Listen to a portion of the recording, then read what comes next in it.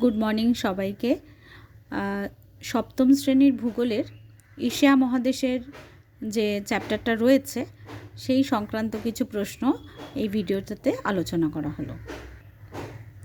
তোমাদের সুবিধার জন্য এই চ্যাপ্টার থেকে কি প্রশ্ন আসে সেটা আমি আগেই দিয়েছিলাম, তবে অনেকেরই উত্তরগুলো অসুবিধা হচ্ছিল, তাই এই ভিডিওটাতে উত্তরগুলো একটু দেখিয়ে দিয়েছি বইয়ের কোন জায়গায় আছে।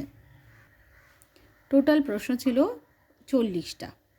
এবার উত্তরগুলো পেজ ওয়াইজ আমি দেখিয়ে দিচ্ছি। তোমরা আগে প্রশ্নগুলো লিখে রাখবে, তারপরে বইতে উত্তর দাগ দিয়ে নেবে, অথবা একটা প্রশ্ন একটা উত্তর করে লিখে নিতে পারো। দেখো এখানে আমি 1, 2, 3, 4, 5, 6 এভাবে নাম্বারিং করে দিয়েছি। পেজ নাম্বারগুলো একটু দেখে নাও, দেখে নিয়ে ওখানে উত্তরগুলো দাগিয়ে নাও। পেজ নাম্বার 84, পরের উত্তরটা রয়েছে পেজ নাম্বার 86-এ,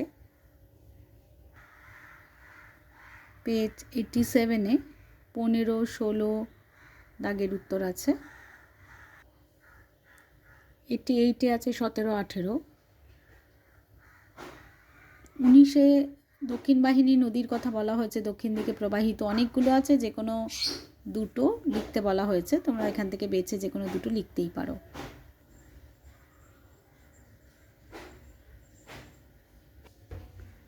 নিরক্ষীয় জলবায়ুর বৈশিষ্ট্য লিখতে বলা হয়েছে, সেক্ষেত্রে কিন্তু শুধু বৈশিষ্ট্য লিখলেই চলবে। কোয়েশ্চেন নাম্বার 22, সেক্ষেত্রে কোথায় দেখতে পাওয়া যায় বা স্বাভাবিক উদ্ভিদ কীরকম সেটা না বললেও চলবে, তবে যদি প্রশ্নের মান অর্থাৎ 3 নম্বর বা 5 নম্বরের প্রশ্ন আসে তখন অবশ্যই 1-2 লাইন নিরক্ষীয় জলবায়ু কোথায় দেখা যায় এটা বলে নিয়ে বৈশিষ্ট্য লিখতে হবে। এরপরের প্রশ্নগুলোর উত্তর আছে এই পাতায়, 23, 24, 26 আছে। 25 নম্বরে উত্তর আছে এই পাতায়,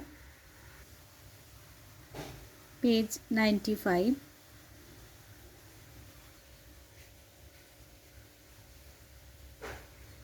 96, 98-এ আছে 37, 38, 99-এ 39 এবং 40 নম্বর প্রশ্নের উত্তর রয়েছে। আশা করি এটাতে তোমাদের উপকারে লাগবে।